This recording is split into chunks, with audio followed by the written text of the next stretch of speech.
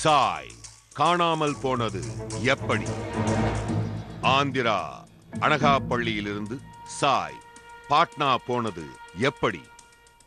கடந்த 3 மாதங்களுக்கு முன் பள்ளி விடுமுறை காலத்தில் ஓர் நாள் வீட்டின் அருகில் அனகாப்பள்ளி ரயில் நிலையத்தில் தனியே விளையாடிக் கொண்டிருந்தான் சாய். அப்பொழுது அங்கு வந்த ஒரு ரயிலில் விளையாட்டுத்தனமாய் ஏறினான். அப்படியே சோர்வாகி அதில் தூங்கியும் விட்டான்.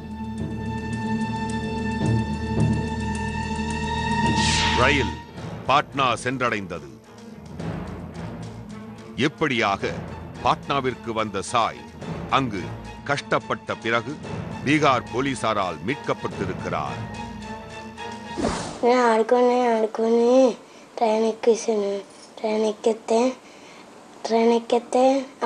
అక్కడ పడుకోబోతే తిండి లేకుండా పాట్నా వచ్చింది. పాట్నా వస్తే ఆఫీసర్ అని అక్కడ స్కూల్లో ఉంచారు. தற்பொழுது பெற்றோர் சகோதர சகோதரிகளுடன் சந்தோஷமாக வாழ்ந்து வருகின்றான் சாய். 3 மாதங்களுக்கு பின் இன்று சாயின் வீட்டிற்கு சந்தோஷம் திரும்பி உள்ளது.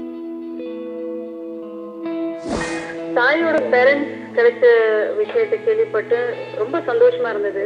இன்ஃபேக்ட் என் ஃபேமிலிக்கு ரொம்ப சந்தோஷமா இருந்தது. ஏன்னா அந்த பையன் இங்க பட்னால கிடைச்சதுக்கு அப்புறம் எங்க வீட்டுல சில நாள் இருந்தான்.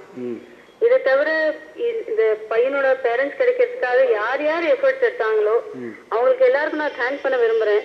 ஃபர்ஸ்ட் ஒன் வந்து பட்னா போலீஸ், அப்கோர்ஸ் பையன் இங்கதான் கிடைச்சான். அதுக்கப்புறம் நாங்க கான்டாக்ட் பண்ணோம் சென்னை போலீஸோட ஹெல்ப். அதுக்கப்புறம் ஷஃபி அவரோட ரோல் ஜாஸ்தியா இருந்தது. அதுக்கப்புறம் அப்கோர்ஸ் ஸ்டார் விஜய் ப்ரொஜெக்ட் பண்ணாங்க மீடியா வழியா.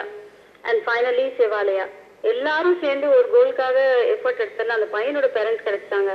ஸோ என்னோட சார்பில் இருந்து, என்னோட ஃபேமிலி சார்பில் இருந்து அந்த பையனுக்கு best wishes and good luck. நடந்தது என்ன அப்படிங்கிற இந்த நிகழ்ச்சி நீங்களும் நாங்களும் இணைந்து செயல்படுகின்ற களம் அப்படின்னு அடிக்கடி சொல்லுவேன்.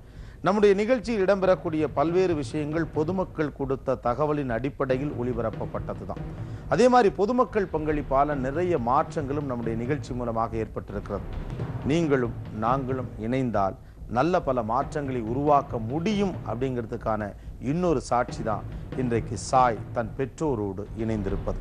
Executive producer Vijay TV, post box number 8484, Chennai 34.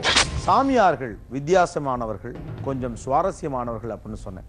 சில சாமியார்கள் புதிரானவர்கள். அந்த புதிர்களின் உச்சம்தான் அகோரி சாமியார்கள். அப்படிப்பட்ட ஒரு அகோரியை நாளை சந்திக்க போகிறோம் நேரடியாக.